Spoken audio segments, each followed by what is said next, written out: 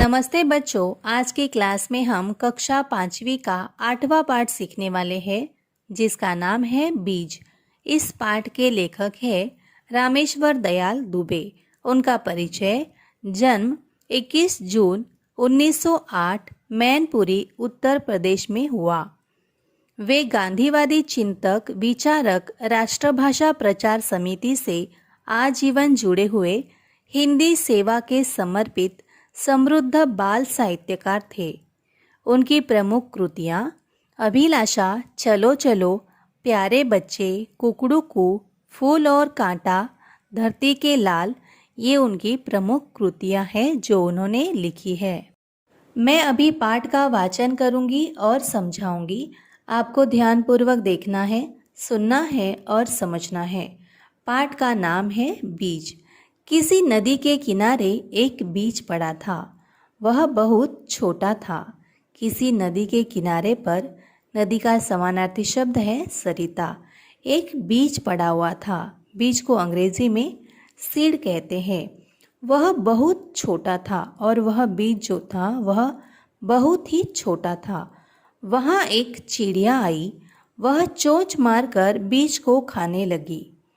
और तभी वहाँ पर, जहाँ बीज पड़ा हुआ था, वहाँ एक चिड़िया आई और वह चोंच मारकर बीज को खाने लगी। तब बीज बोल उठा, रुकी रहो, ज़मीन में गड़ने दो, डाल पात होने दो, तब मुझे तुम खाना। जैसे ही चिड़िया चोंच मारकर बीज को खाने जाती है, तभी बीज बोल उठता है कि रुको, तुम मुझे अभी मत खाना, मुझे पहले ज़मीन में गड़ने दो, डाल पात होने दो।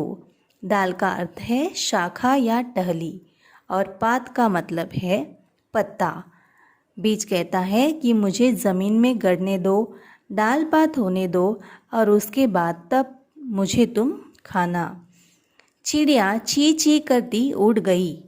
जब बीज ने उसे यह बात कही तो वह सुनकर ची ची करती हुई वहाँ से उड़ गई। कुछ दिन बाद पानी बरसा। पानी और धूप पाकर बीज में अंकुर फूटा और फिर कुछ दिनों के बाद बारिश हुई और पानी और धूप पाकर बीज में अंकुर फूटा। कुछ दिन बाद वहाँ एक बकरी आई। कोपले देखकर उसके मुंह में पानी भर आया। कोपले का मतलब है कोमल पत्ता जो बीज से निकलता है। कुछ दिनों के बाद वहाँ पर एक बकरी आती है और वह जब कोपले को देखती है तो उसे देखकर उसके मुंह में पानी भर आता है। वह उन्हें खाने चली। तब कोपल ने कहा, जब वह बकरी उसे खाने जाती है तो कोपल कहता है कि रुकी रहो, जड़ को गहरे जाने दो, पानी खाद खाने दो, तब मुझे तुम खाना। कोपल कहता है बकरी को कि रुकी रहो, मतलब रुको, मुझे अभी मत खाना, पहले मेरे जड़ों को गहरे जाने दो और पानी खाद खाने दो, उसके बाद मुझे तुम खाना।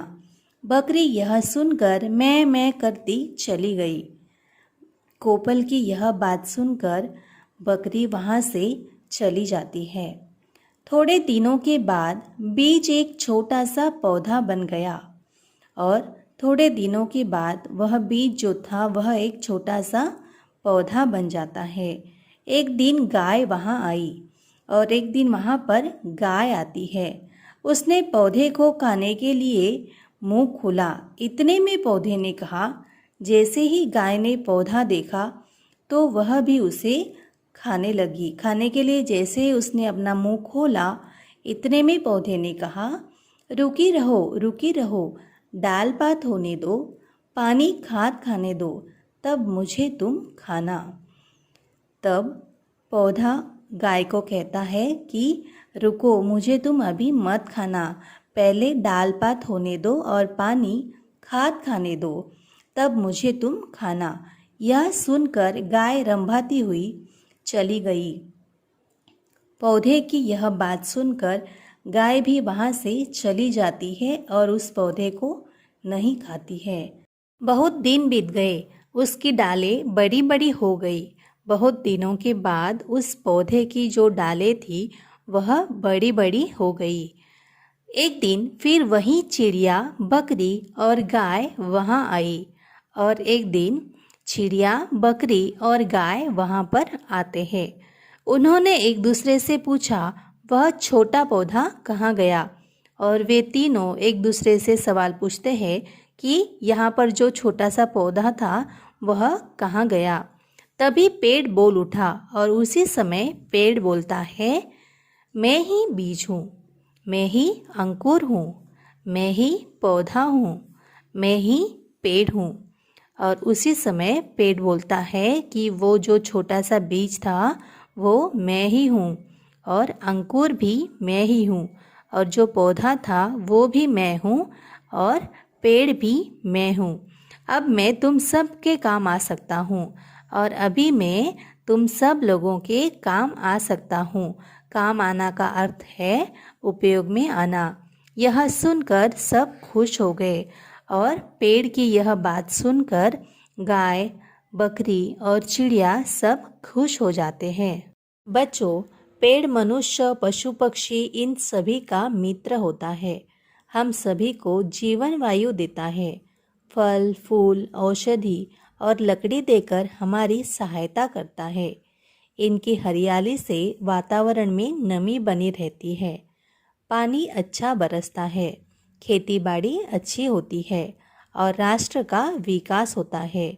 बड़े बड़े पेड़ों का जन्म उनके छोटे छोटे बीजों से होता है। इस पाठ में बीज से पेड़ बनने की प्रक्रिया बताई गई है। पेड़ हमारे लिए बहुत ही उपयोगी है, इसलिए हमें पेड़ों को नहीं काटना चाहिए। अगर हम 2 पेड़ काटते हैं तो उसकी जगह पर एक पेड़ लगाना बहुत ही